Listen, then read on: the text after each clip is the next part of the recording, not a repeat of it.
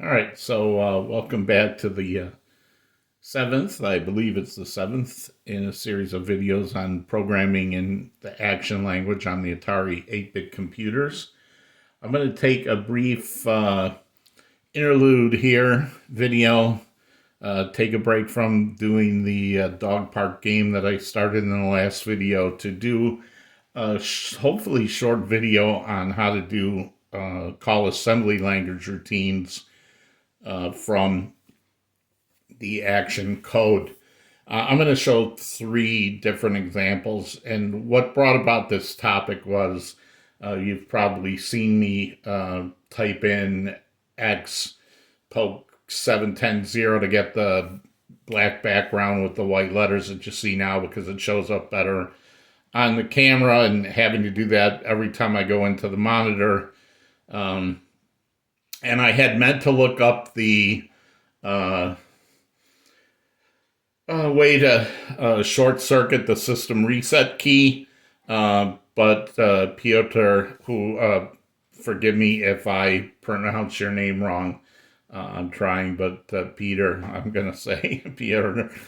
Anyway, he took the time to look that routine up for me and posted the assembly code. And I was on vacation. I got back, and then both of us last night, I guess, were going to do it in action. So he did it in action, and I did it in action. I'm going to show how I did it. And I'm going to, with his permission, if I get his permission, I'll upload both versions of the system reset code. So you can look at the two different ways to do it. But actually, logic-wise, we pretty much both did it the same way independently, so that kind of confirms we both were on the right track on how to do that. But I'm going to talk about two other ways to do machine language programs that you probably use more often in your action code.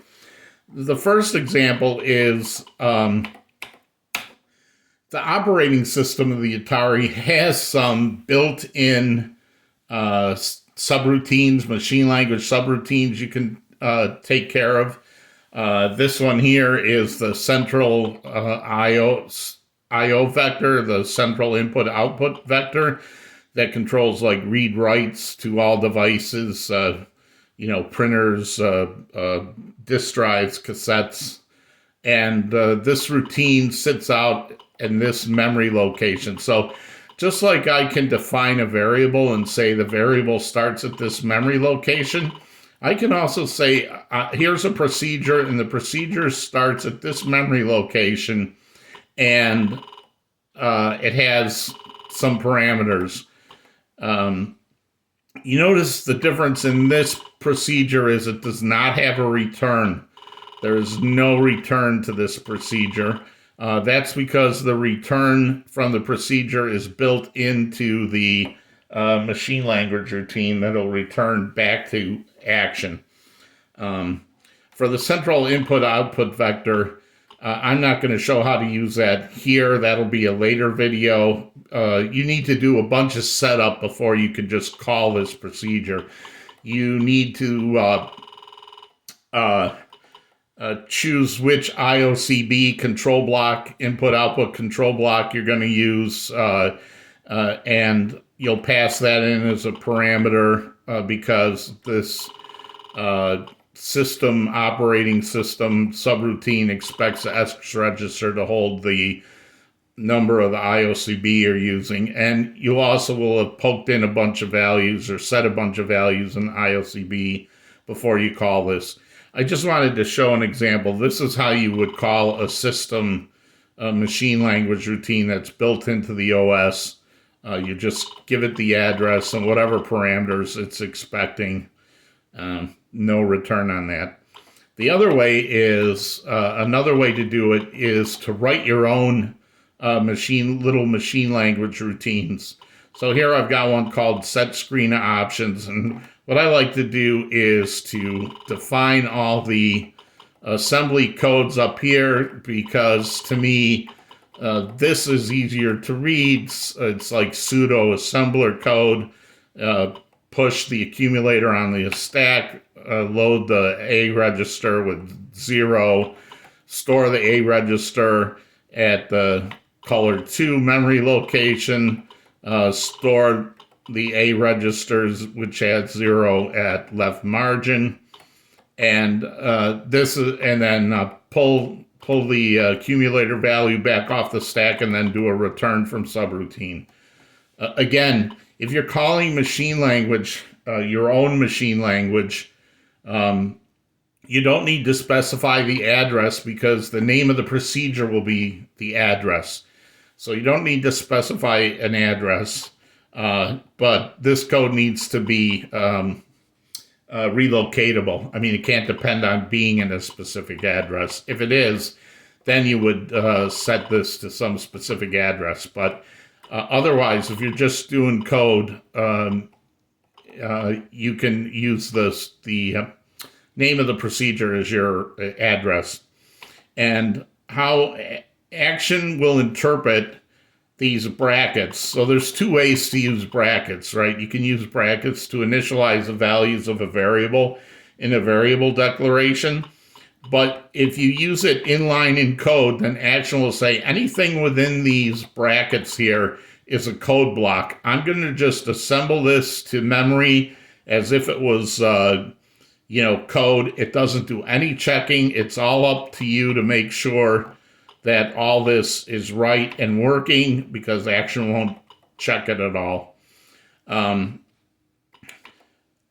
Note that I can mix and match assembly code numbers. So like the instruction 48, the instruction A9 for load accumulator. There are two store accumulators. This is store accumulator with absolute addressing, which means it's using a 2-byte number. And this one here I just called store accumulator Z because it's got 0-page addressing, which means I'm going to store the accumulator in a memory location that can be held in a single byte. Notice here that this is color 2 is it's a byte variable, but it's a 2-byte memory address. And when Action interprets this code block here, it will automatically break this up into the equivalent of this, right? The low byte,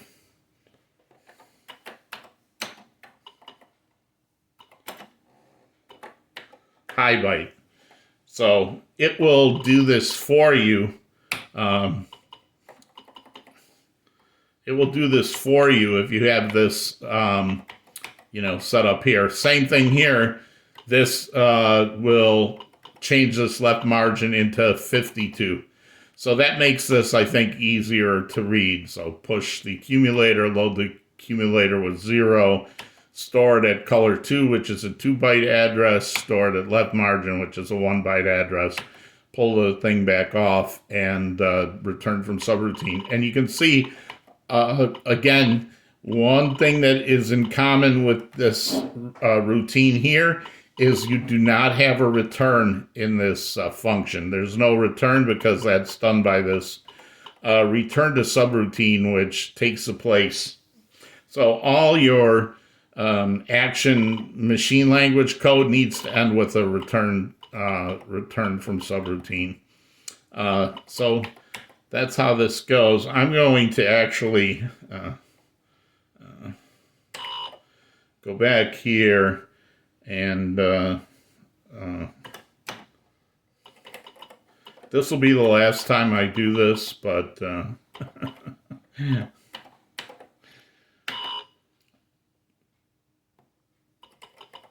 oh, because I didn't say Xpoke.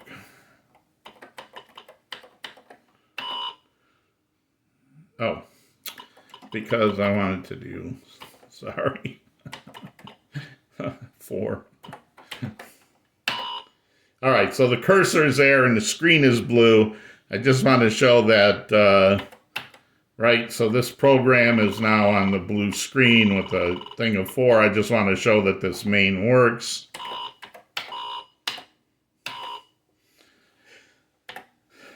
right? So you can see that this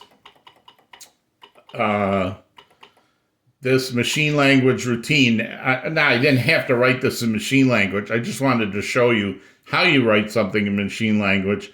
You should always start it with a push accumulator and do a pull accumulator near the end, and then return from subroutine.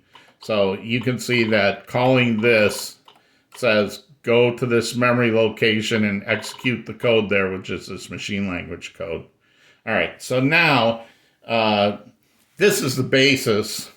This little bit here is the basis for trapping the system reset key, which I'm going to show in the next program. And I'll show you how it works. I'm turning it off because this is always, if you're going to trap the system reset key, it's best to do it from a cold machine.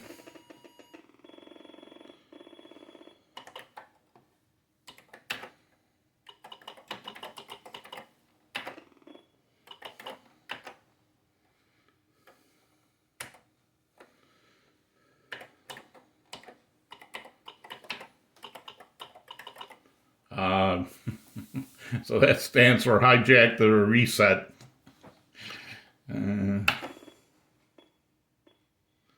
So we're going to look at this routine, but before we do that, we're going to go here and we're going to run it off disk.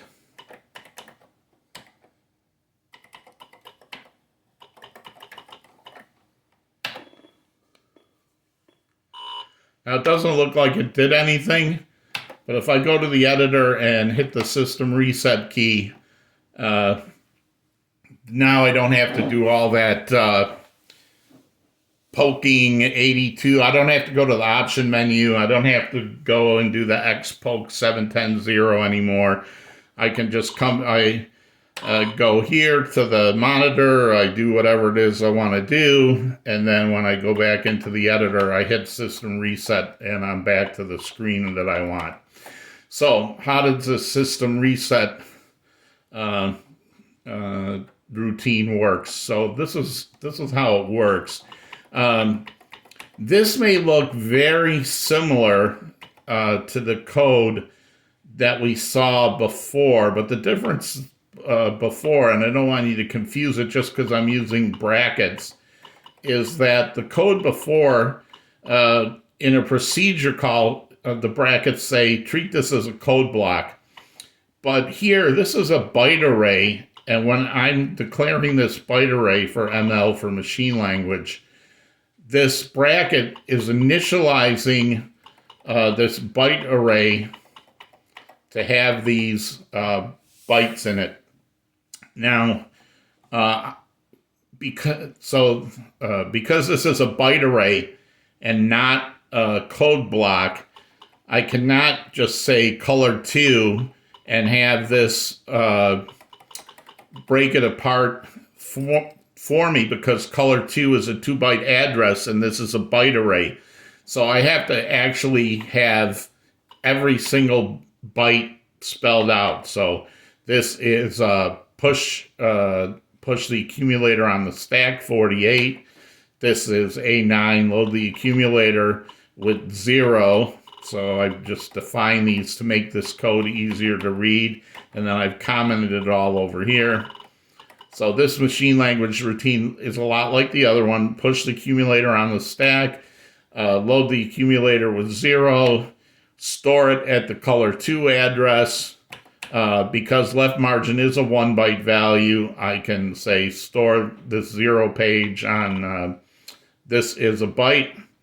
Then I restore the accumulator and I do a jump. Now 0, 0, this says placeholder because I need to catch the system reset key.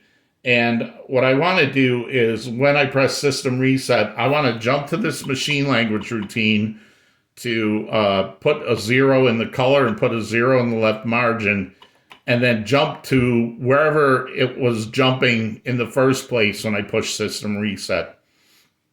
So down here, I've set this up. So DOS INI, which is, I guess, DOS and NIT, is at 0C. So a card means this is a 2-byte value, and it's an address. So this is the address of the routine.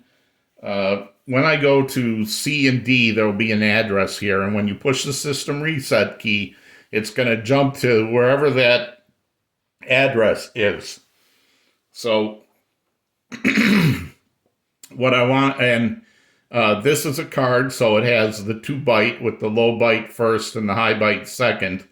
But because, again, this is a byte array and I'm expecting bytes, I've just declared 2 bytes here, DOS and NIT low at 0C and DOS and NIT high at 0D.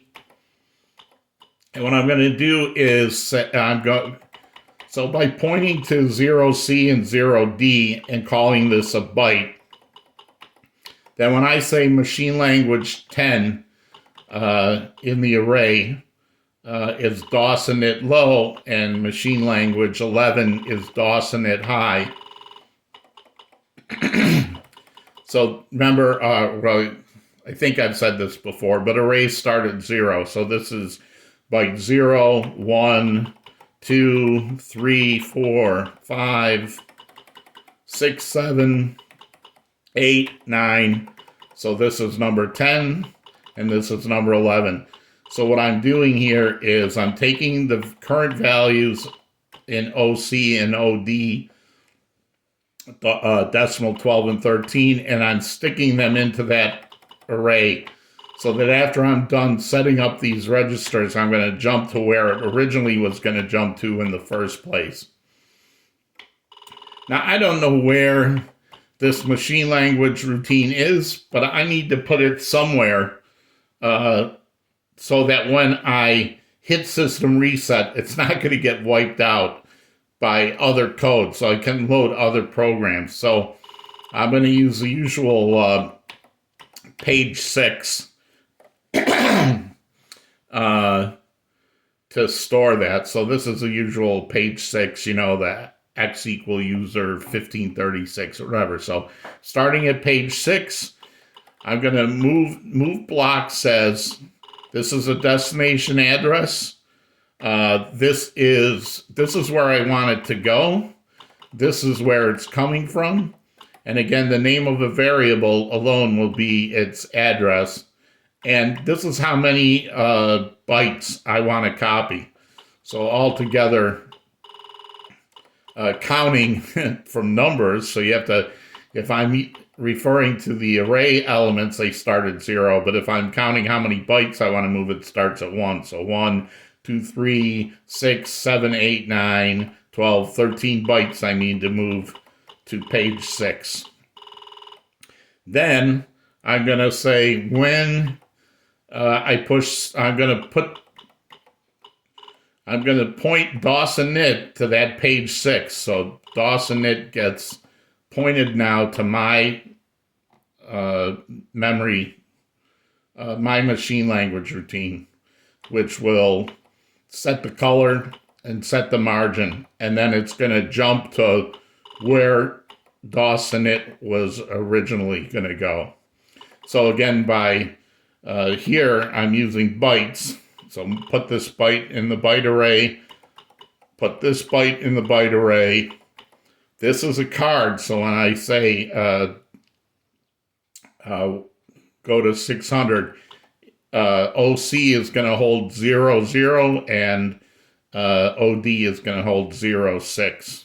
So that's how this works. And if I actually go to the monitor, you can see if I display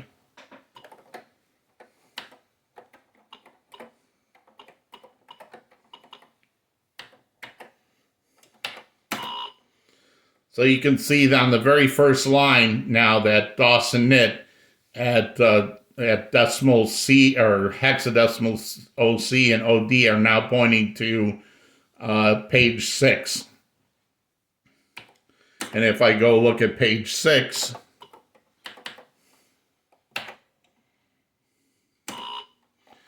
you can see this is my routine here. So on the first line, there is, if you look here, 72 down. This is my assembly language routine here, the first 13 bytes. And then down somewhere here, I think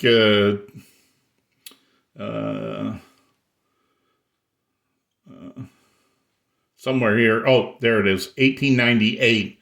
That's the address Dawson it was originally pointing to. That's where it's going to jump after it sets those screen variables.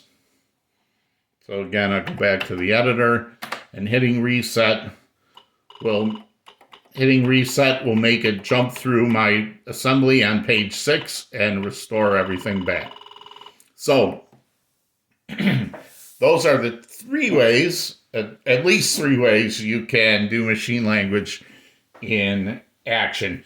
You can jump into a operating system routine if you know the address and you know what it's expecting and you know what it's going to set up. You can define it right in a procedure by putting a code block in with brackets, and in that case, you can use compiler constants like variable names and assembly code, but action won't check it, so you better make sure it's right. And it needs to end in a return from subroutine. It does not end with a return. And the third way you can do it is to set up a byte array to hold your machine language and then store it somewhere and jump to that routine. And that's it. Running assembly. And I will try to get both my codes, and if Peter gives permission, his code up to the GitHub, and you can check it out there. If you have any questions, let me know.